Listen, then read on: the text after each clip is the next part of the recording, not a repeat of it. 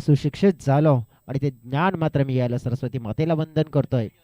आणि गावदेवी स्पोर्ट्स भेंडीपाड्याच्या मैदानामध्ये आलोय तर मग गावदेवी मातेला वंदन करतोय आणि आदिवासी समाजाचे जननायक क्रांतीवीर बिरसा मुंडांना वंदन करून पुन्हा एकदा मी सगळ्यांचं मनापासून स्वागत करतोय.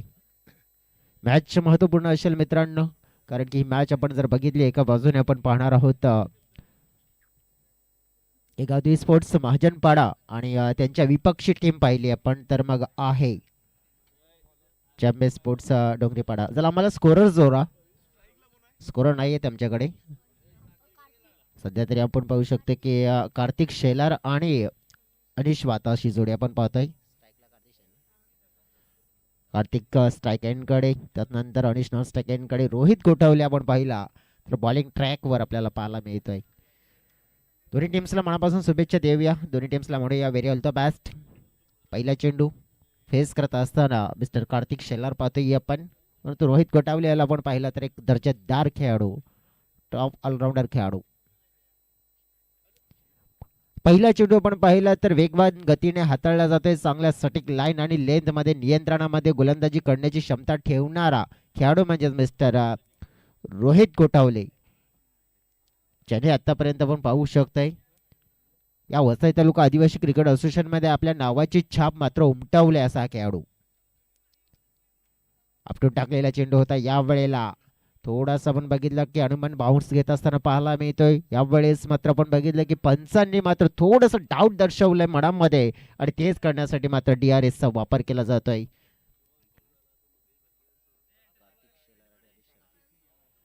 तिसऱ्या अंपायर्स जोडा मी विनंती करतोय आमचे आयोजक निलेश या, कारण की हाईट फॅक्टर खूप महत्वपूर्ण आहे तिकडे आणि पंचांच्या मनामध्ये डाऊट आहे, पंचांच्या मनामध्ये शंका आहे आणि त्या शंकाचं निवारण करण्यासाठी मात्र ऑन स्क्रीन तिसऱ्या अंपायरचा मात्र नक्कीच मदत घेतली आहे.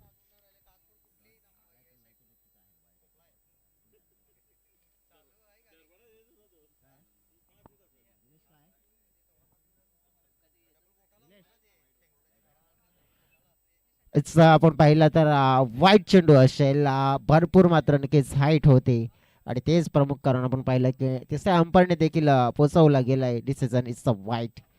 वन बाउन्सची चेतावणी देखील आपण पाहिली तर मग गोलंदाजाला दिली गेली.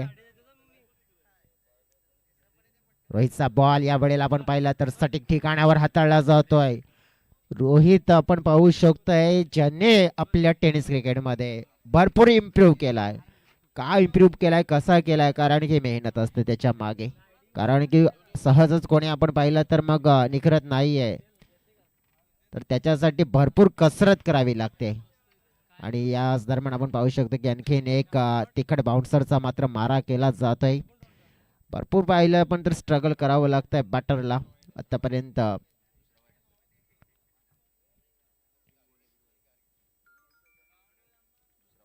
कार्तिक स्ट्राईक एंडकडे, तर याच दरम्यान आपण पाहू शकतो की नो बॉलचा इशारा मात्र पंचांच्या माध्यमातून नक्कीच घोषित झालाय. पाहतोय यावेळेस आपण पाहिलं तर नेमकं काय घडलंय. पंचांनी सांगितलंय की मग over step side line touch केलंय आणि तेच मात्र आपण पाहू शकतोय. नक्कीच मला वाटतं की पिचिंग डेफिनेटली आपण पाहिलं तर मग हे आउटसाइड आणि तेच प्रमुख करून पाहिलं की नो बॉलचा इशारा मात्र पोचवला गेला आणि त्यानंतर फ्री हिटची मात्र मेजवानी मिळेल बॅटरला. कार्तिक शेलार पाहतोय आपण स्ट्राईक एंडकडे. या फ्री हिटच्या चेंडूचा फायदा उचलून घेईल का, करेल का, आणि घ्यावं तर लागेल. 100 पॉवर प्लेचा ओव्हर आहे बघा. बॅटची कडा आहे, फाईनला खेळाडू आहेत, परंतु झेल मात्र कलेक्ट झाला नाहीये तिकडे. जरी झालाच तरी नुकसान नाही झालं असतं, कारण की जिथे फ्री हिटचा चेंडू होता. आणि तिकडे आपण पाहू शकतोय तर मग एक धाव देखील मिळेल. सुरुवात आपण पाहिली तर मग छान अपेक्षित आहे गावदेवी स्पोर्ट्सचा महाजनपाडा या टीमला, परंतु ती मात्र मिळत नाही. स्ट्राईक एंडकडे आता मात्र अनिश येताना पाहायला मिळत आहेत. थोडा वेळ आपण बघितलं की वाट पाहिली त्याने नॉन स्ट्राईक एंडकडे, परंतु आता ज्यांना संधी मिळाली आहे आणि संधी मात्र साधत असताना चांगला खेळ करावा लागेल. अक्रॉस लाईन खेळण्याचा प्रयत्न बघा. पहिला चेंडू फेस करत असताना इरादा स्पष्ट होता अनिशांचा की डायरेक्टली आपण पाहिलं तर मग मोठ्या फटक्याने अकाउंट ओपन करायचं स्वतःचा. तो इंटेंट दर्शवला गेला होता, परंतु लेंथ मात्र मिस केली गेली आहे. गोलंदाजी रोहितची छान झाली आहे. बघा 1-2 खराब चेंडू परंतु आपण पाहू शकतोय त्यानंतर नियंत्रण कशा प्रकारे ठेवायचं गोलंदाजीमध्ये त्यांनी दर्शवलं गेलंय. प्रमुख पॉवर प्लेचा ही षटक आहे, जास्त धावा ही अपेक्षा आहे बॅटरची परंतु मिळत नाहीयेत. आपटला याही वेळी आपण पाहिलं तर मग नो बॉलचा इशारा इथे येत असताना पाहायला मिळेला. डेफिनेटली आपण पाहू शकतो की कदाचित हा दुसरा बाउन्सर आहे डेफिनेटली आणि तेच कारण की या आधी एक चेतावणी दिली होती आणि त्यामुळे आता मात्र आपण पाहू शकतो की थोडासा स्ट्रगल करताना पाहायला मिळत आहे. फ्रीडचा चेंडू पुन्हा एकदा पाहायला मिळेल आणि या फ्रीडच्या चेंडूवर मात्र मेजवानी पुन्हा एकदा आहे ती स्वीकारली जाईल का? तिकट मात्र गोलंदाजी होताना पाहायला मिळते. गुड कमबॅक मात्र पाहायला मिळाला मिस्टर रोहित कोठावले या गोलंदाजाचा. पहिल्या षटकाचा मात्र खेळ पूर्ण होताना पाहायला मिळतोय. फलकावर धावा बघा त्याच्यामध्ये 3 एक्स्ट्रा दिल्या परंतु आपण तोजून मोलून मात्र दिलेल्या धावा फक्त 6. पहिलं षटक कंप्लीट पाहूया. नक्कीच थोडीशी धीमी सुरुवात, वेग दिला जाईल का? जाऊया डीजे कडे आणि त्यानंतर पुन्हा मैदानाच्या आतमध्ये कमबॅक करूया. Come on DJ.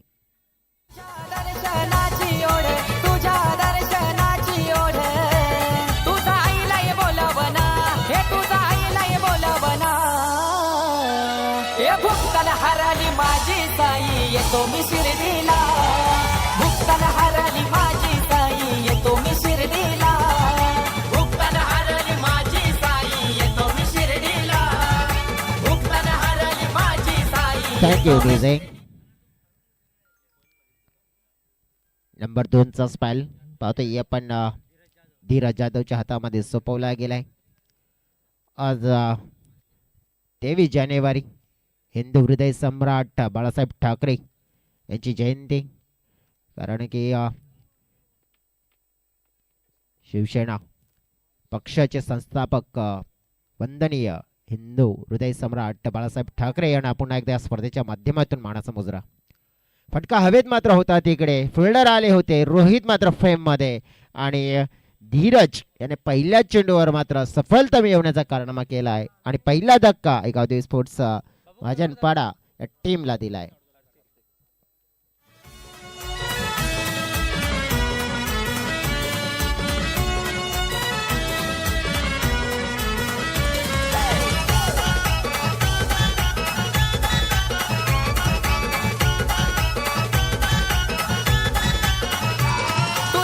Thank you so very much DJ.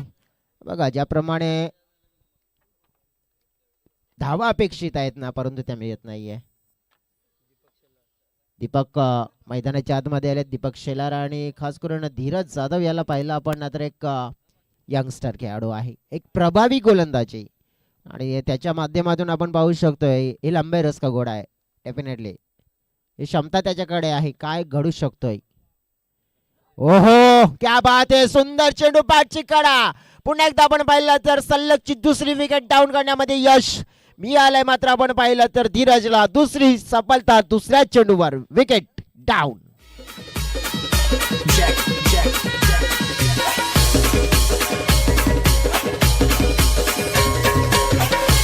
Thank you so very much DJ. म्हणतोय ना ज्याप्रमाणे म्हणतात ना की मुळाचे पाय हे पाळण्यात दिसत आहेत आणि धीरज मात्र ही राजे स्पष्ट दिसत आहेत. धीरज जाधव बघा चेंबे डोंगरीवाडा संघाचा खेळाडू.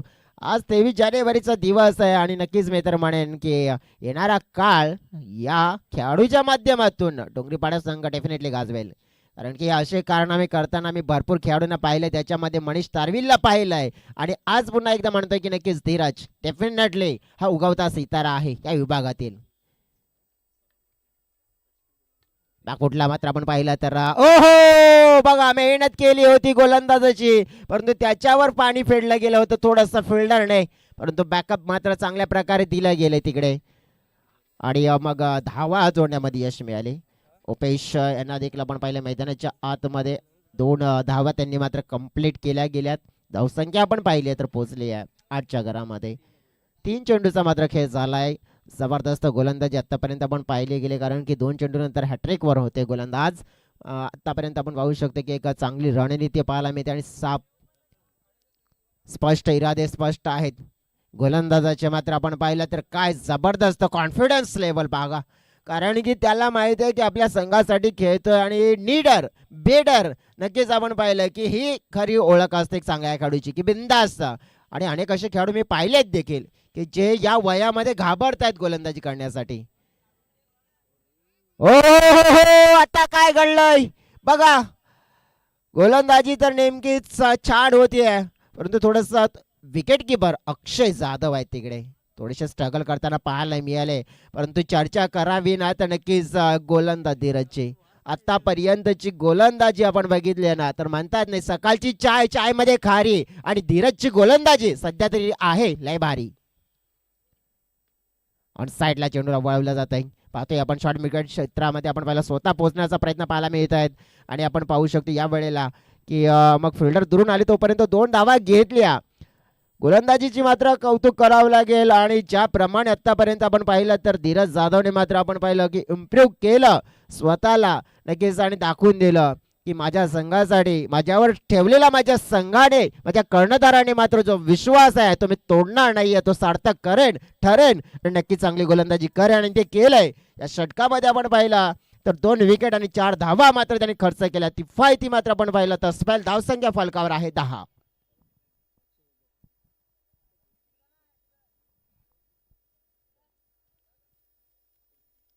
2 ओव्हरचा खेळ कुठेतरी आपण पाहिलं तर गावदेवी स्पोर्ट्स टीम स्ट्रगल करते. अनिश आणि उपेश यांना काहीतरी करावं लागेल.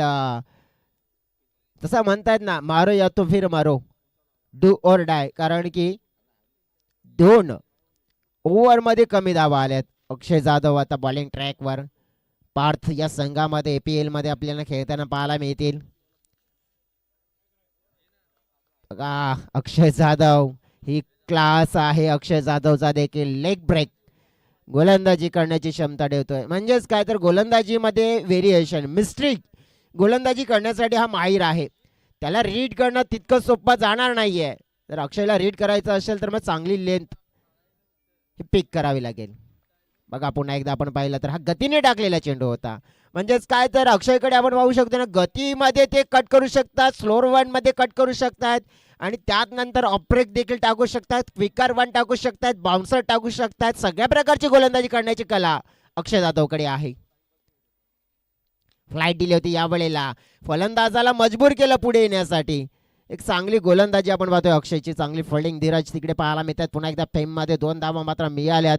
आतापर्यंत आपण जर या इनिंग मध्ये पाहिलं ना तर एकही बाउंड्री झालेली नाही आहे.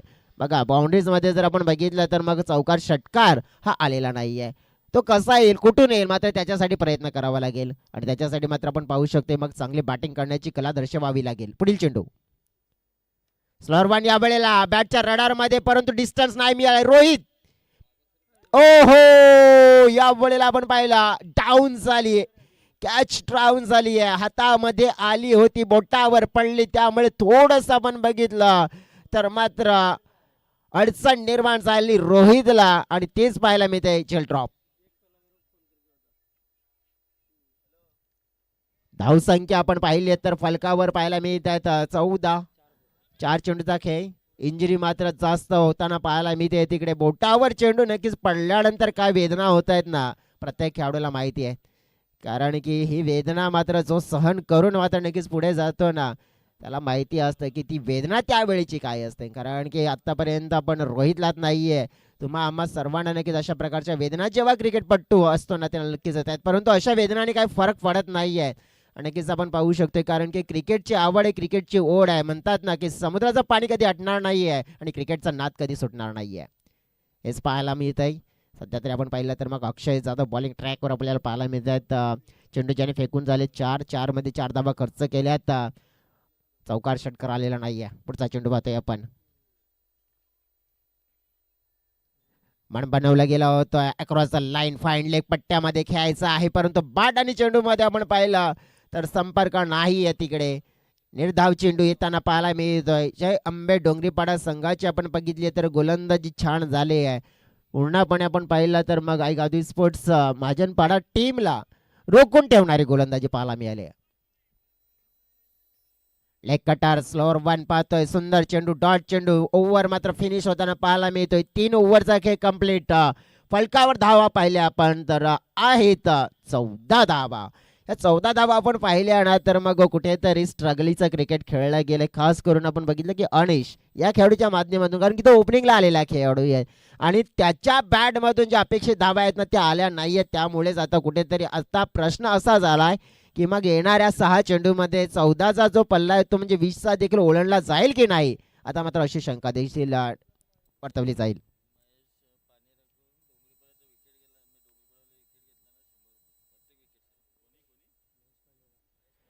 महेश जी पानेरा साहेबांच्या माध्यमातून आपण बघितलं तर पारितोषिक लागलेलं आहे. जय अंबे डोंगरीपाडा संघासाठी प्रत्येक विकेटसाठी हे 100 रुपयाचं कॅश प्राइज असेल. आपल्या संघाचे आपण पाहिले तर मग खंदे समर्थक आणि समर्थकांची आपण बघितलं भूमिका काय असते, तर फक्त सपोर्ट नाही आहे तर कशा प्रकारे आपल्या खेळाडूंना प्रोत्साहित करायचं. आणि महेश जी पानेरा साहेबांनी देखील आपण बघितलं की आमचे निलेशजी दिवा आले आणि त्यांच्यापर्यंत म्हणजेच ऑनलाईन फोन लाईनच्या माध्यमातून हे मात्र बातमी पोहोचवली गेली, सूचना पोहोचवली आणि लगेचच आपण सांगितलं की मग प्रत्येक विकेटसाठी 100 rupees cash prize. Jagdish Jadhav bowling ट्रॅकवर आलेत. नंबर 4चा स्पेल असेल डेट ओव्हरमध्ये. आता उपेश आणि अनिश यांना नक्कीच चांगली कामगिरी करावी लागेल, कारण की बाउंड्रीचा दुष्काळ पाहिला ना तो आत्तापर्यंत आपण पाहिला तर संपलेला नाही आहे. कारण की बाउंड्रीचा दुष्काळ या ओव्हरमध्ये आता राहिलेले आहेत 5 चेंडू आणि धावा जर बघितल्या ना तर 16च आहेत. आणि आता हाच मोठा संकट आले की बाउंड्री कुठून येणार, कोण देणार बाउंड्री जी पहिली असेल या इनिंगमध्ये आई गावठी स्पोर्ट्स माजनपाडा टीमला. सरळ चेंडू टाकला होता, सरळ बॅट देखील फिरवली होती, परंतु बॅट आणि चेंडू मध्ये संपर्क नाहीये. डॉट चेंडूची हाताळणी होताना पाहायला मिळते. गोलंदाजी डेट ओव्हर मध्ये जगदीशचा देखील जलवा पाहायला मिळतोय आणि पूर्णपणे गावदेवी स्पोर्ट्स महाजनपाडा टीमला डॉमिनेट केलंय, भरपूर डॉमिनेट केलंय, कारण की त्यांच्या खात्यामध्ये सिंगल डबलच्या अलावा मात्र धावाच आलेल्या नाहीयेत. ओव्हरपिच होता या वेळेला आपण पाहिलं तर मग बॉटमहँडचा वापर केला, एक धाव मात्र वेगाने पूर्ण केले. दुसऱ्या धावेचा प्रयत्न होतोय, हलकीशी मिसफील्ड, 2 धावा मिळतील, 2च्या व्यतिरिक्त काही मिळणार नाहीये.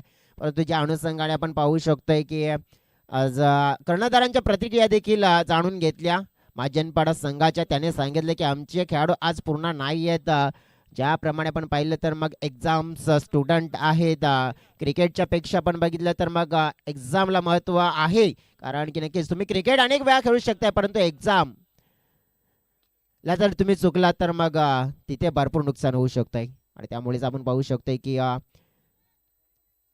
ते खेळाडू मात्र नक्कीच आज नाही आहेत आणि त्यांची कमतरता जाणवते. परंतु थोडासा आपण बघितलं तर मग बॅट देखील आपण पाहिले तर ज्या प्रकारे हातामध्ये आली होती जसं होती तशीच नक्कीच पोहोचवली गेली आहे. 2 धावा मिळाल्या, 20 धावा, 4 चेंडूचा खेळ पाहिला पण या ओव्हरमध्ये 6 आल्यात आतापर्यंत, 4 मध्ये अंतिमचे 2 असतील. टार्गेट किती धावांचं?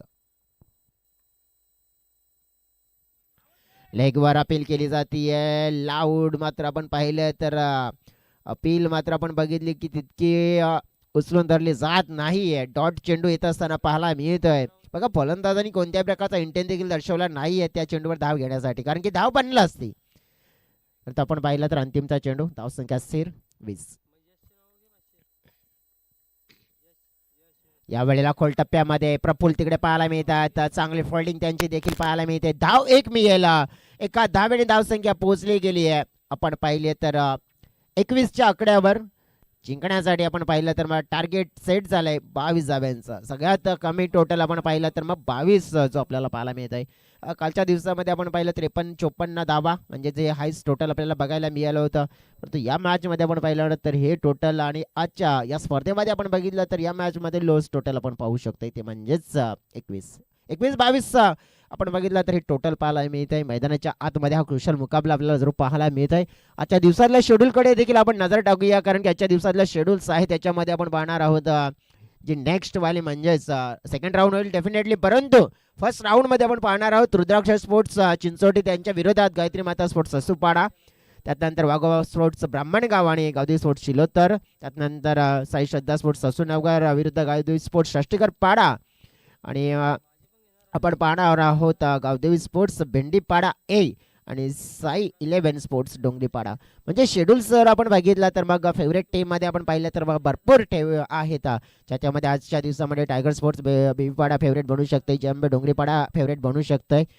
त्यानंतर रुद्राक्ष स्पोर्ट्स ससूपाडा देखील बनू शकतंय. त्यानंतर ब्राह्मणगाव शिलोत्तर बनू शकतंय, ससूनगर षष्टीकरपाडा, त्यानंतर भेंडीपाडा डोंगरीपाडा. म्हणजेच ह्या 12 टीम्सपैकी जर आपण बघितलं तर त्यामधली एक टीम तर मात्र सध्या बाहेर झालेली आपल्याला बघायला मिळते, गावदी स्पोर्ट्सचा भेंडीपाडा बी. कारण की आयोजक करते आहेत बघा, आयोजक करते असल्यामुळे काय झालं, क्रिकेटचा हा खेळच असतात, कारण की एकाला हरावं लागतं, एकाला जिंकावं लागतंय. म्हणून म्हणतात ना की हसणाऱ्याला रडवतो आणि रडणारा हसवतो, तो खेळ म्हणजे क्रिकेट. पाहूया नक्कीच धावा चेस केला जातील 22 कशा प्रकारे. जाऊया डीजे कडे, एक छोटीशी धून ऐकूया आणि त्यानंतर लाईव्ह ऍक्शन थेट मैदानाच्या आतमध्ये.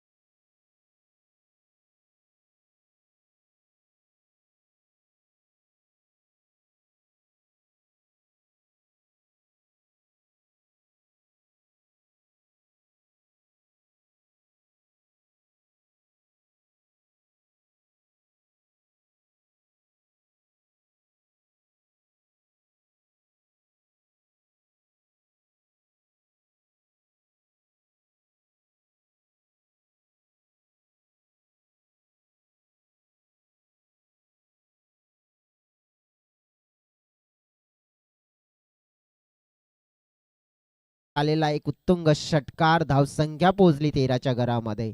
9 धाव्यांची गरज असेल सामन्यात जिंकण्यासाठी. बॉलिंग ट्रॅकवर आता येत आहेत मिस्टर अजित वातास, त्यांच्या हातामध्ये स्पेल असेल. रोहितनं त्या षटकाराने आपण पाहिलं तर मग मॅचची पूर्ण हवा काढून टाकली आहे. म्हणजेच मॅच आपण पाहिले तर डेफिनेटली वन साइडली जी आपल्याला पाहायला मिळते. मग बॅटिंग असो की बॉलिंग, नो चान्स. उलटा फटका, का बात आहे, जबरदस्त रिव्हर्सचा फटका, 6 धावा. याआधी रोहित, आता मात्र समीर, आणि आता मात्र आपण पाहिलं तर ही दोन्ही खेळाडू आपण बघितलं तर करतायत धमाल.